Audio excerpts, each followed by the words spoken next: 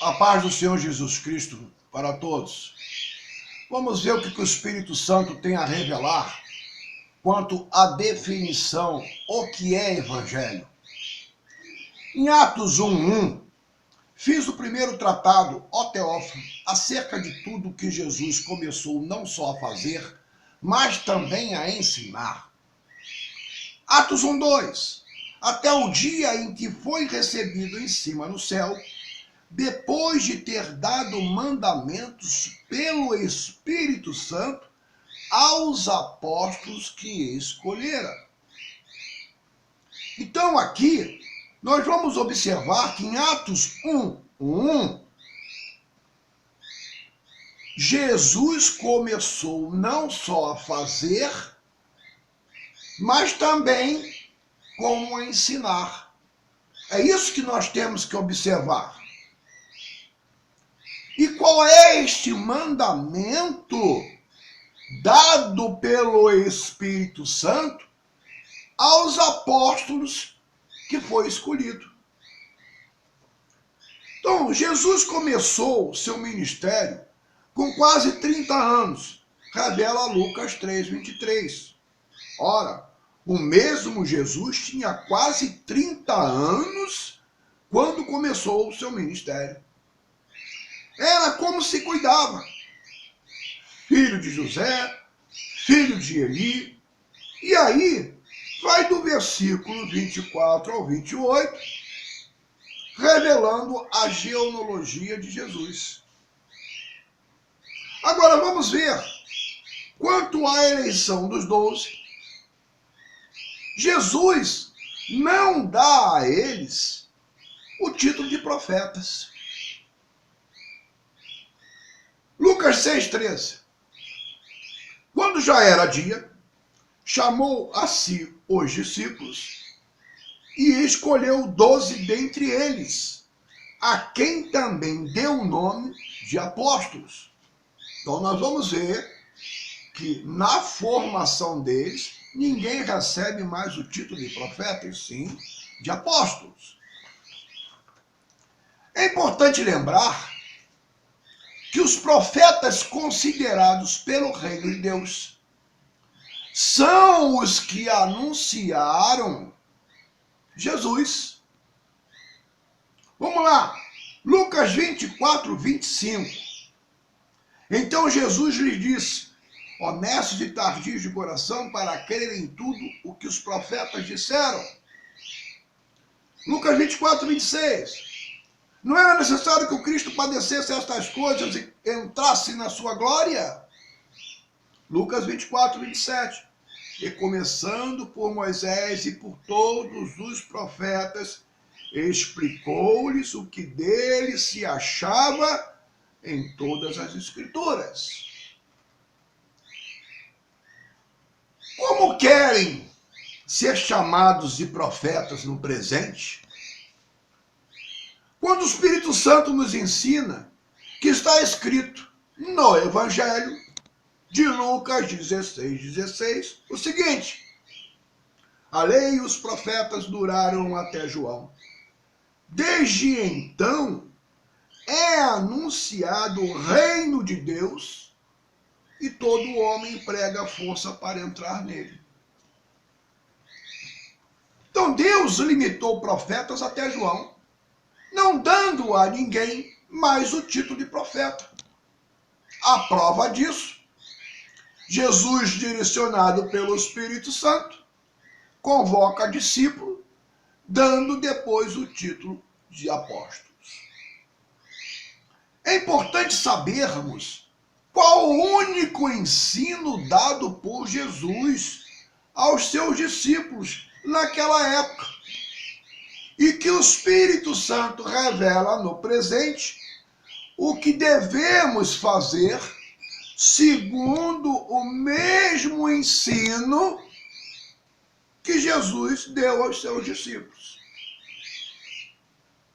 Este ensino, o Espírito Santo revela que está no Evangelho de Mateus 5, do versículo 1 ao 48,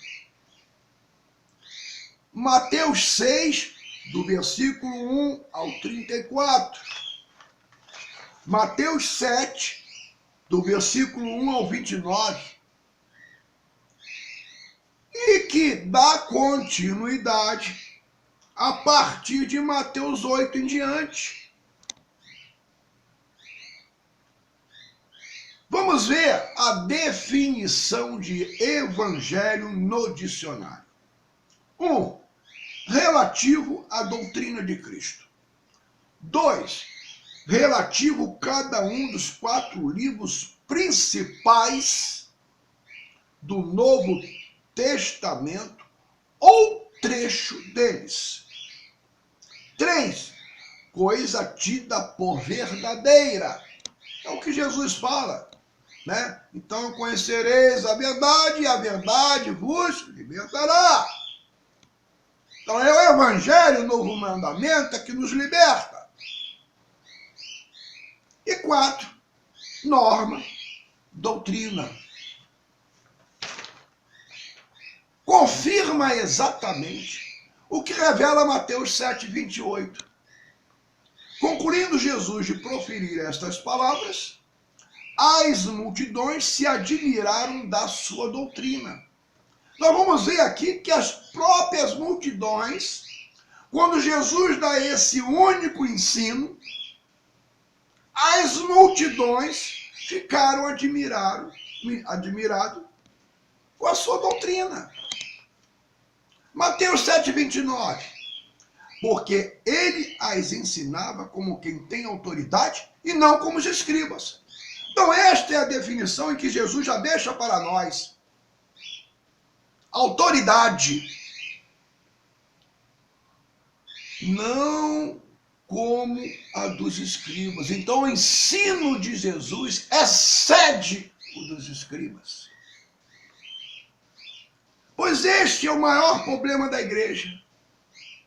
Pois no próprio ensino desta doutrina é revelado em Mateus 5,20 o seguinte: pois vos digo que se a vossa justiça não exceder a dos escribas e fariseus, de modo nenhum entrareis no reino dos céus. Então aqui, o Espírito Santo está nos ensinando o que Jesus ensinou lá aos seus discípulos no monte, que a nossa justiça, ela tem que exceder a dos escribas e fariseus para podermos entrar no reino dos céus. Aí é onde perguntar, como minha justiça tem que exceder a dos escribas e fariseus? Então o Espírito Santo nos ensina que Jesus deixou escrito em Mateus 23, 1, o seguinte: então falou Jesus às multidões e aos discípulos. Vamos ver o que revela Mateus 23, 2. Os escribas e fariseus estão assentados na cadeira de Moisés. Mateus 23, 3. Portanto, observai e fazei tudo o que vos disserem, mas não procedais de conformidade com as suas obras, pois dizem e não fazem. Então, o que o Espírito Santo está nos ensinando? Mas não procedais de conformidade com as suas obras, pois dizem e não fazem. Então, se permanecer sobre as obras dos escribas e fariseus, Jesus deixa bem claro em Mateus 5,20 que não vão entrar no reino dos céus. Está escrito no Evangelho. Portanto, o que o Espírito Santo nos ensina é não estarmos de conformidade com as obras dos escribas e fariseus. Pois temos que considerar o tempo em que a revelação chega a nós e partirmos para a obediência, quanto ao pregarmos o evangelho, o tal ide que Jesus nos ordena, ide pregai o evangelho. Mas para sabermos que o ide pregai o evangelho, nós temos que primeiro saber o que é evangelho. Senão sai desordenadamente, sai na desobediência. Sabe o que vai acontecer? Está escrito no evangelho, muitos serão chamados, mas poucos escolhidos. Então, dentro desta doutrina de Cristo, ensinada aos seus discípulos, muitos usam Mateus 5,17 para justificar estar na obra dos escribas e fariseus, ou seja, lá na lei, lá nos profetas, né? Algo que revela, não penseis que vim destruir a lei e os profetas. Não vim para destruí-los, mas para cumpri-los. A pergunta em que o Espírito Santo nos faz, cumpriu em quem? Cumpriu no Senhor Jesus. Quando é revelado em Mateus 5,18, em verdade vos digo que até que o céu e a terra passem, nenhum jota ou um tio se omitirá da lei, sem que tudo seja cumprido. Então, essa é a justificativa por falta de conhecimento, de saber o que é evangelho. Usam estes versículos para estar na lei, nas obras dos escribas e fariseus. E é provado biblicamente, né? Isto que está aqui, Jesus ensinava aos seus discípulos antes da sua crucificação. Então vamos ver exatamente que já se cumpriu aonde? Lucas 24:44. Jesus lhes disse, são estas as palavras que vos falei estando ainda convosco, que era necessário que se cumprisse tudo o que de mim estava escrito na lei de Moisés, nos profetas e nos salmos. Então já se cumpriu em Jesus Cristo, né? O quê? O que estava escrito na lei de Moisés, nos profetas e nos salmos. Aí desta forma fica mais estreito, porque salmo não é evangelho. É surpresa para a igreja. É surpresa. E salmo, inclusive, está lá dentro do Antigo Testamento. Como é que dizem que estão pregando o evangelho? Aí o Espírito Santo me faz perguntar, a sua justiça tem excedido a dos escribas e fariseus? Porque se não tiver, de modo nenhum, entrareis no reino dos céus. É o que está escrito em Mateus 5,20. Está tudo acontecendo aí.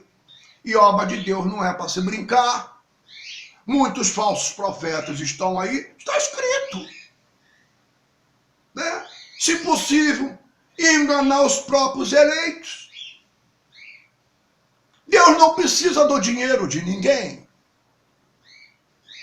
Deus necessita do nosso tempo para fazer a vontade dele, segundo o reino de Deus, que é pregar o evangelho. Está provado aqui, biblicamente, tanto no dicionário, o que significa evangelho, e está provado aqui, biblicamente, qual o único ensino dado pelo Senhor Jesus Cristo. Não, o Espírito Santo é que nos capacita. E temos que entender, já é hora, por isso que Pedro fala lá, pois já é tempo que se comece o julgamento pela casa de Deus. E se primeiro começa por nós, qual será o fim daqueles que são desobedientes ao Evangelho de Deus? Pedro já naquela época já deixou escrito. Então, que a igreja parta para a obediência, porque vai ficar estreito. Tá aí, ó. Tá aí. Então, em poucas palavras, aqui fica a definição em que o Espírito Santo nos ensina o que é evangelho. Que a paz do Senhor Jesus Cristo esteja convosco. Amém.